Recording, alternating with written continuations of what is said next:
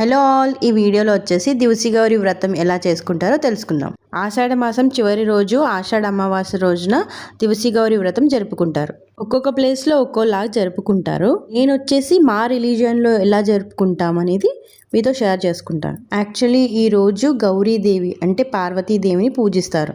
Shivaparvati photo లేదా Gauri Devi photo పెట్టి ఆ ఫోటో ముందు మంగళగౌరి ఐడల్ని ఉంచాలి.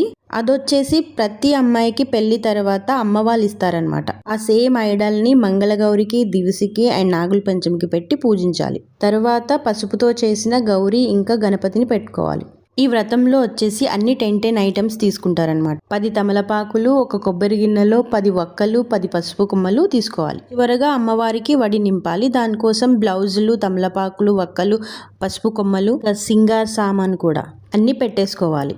తర్వాత 10 భక్షాలు చేసుకోవాలి. 10 పూర్ణం దీపాలు చేసుకొని హారతి ఇవ్వడానికి పెట్టుకోవాలి. మొదటగా గణపతిని పూజిస్తూ సంకల్పం చేసుకోవాలి.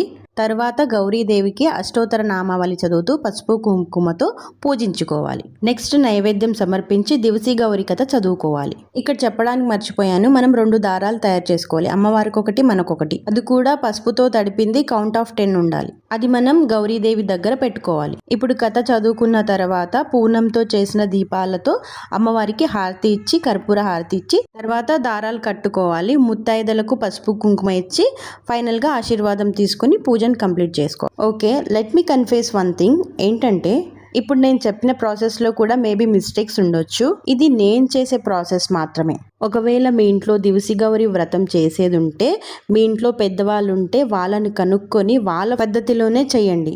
ఎందుకంటే అందరి పద్ధతులు ఒకేలాగా ఉండవు. నెక్స్ట్ వీడియోలో నాగుల పంచమి రోజు చేసే వ్రతం గురించి తెలుసుకుందాం. నా వీడియోస్ మీకు ఇంట్రెస్టింగ్గా ఉన్నాయా? అయితే please subscribe my channel. Thank you.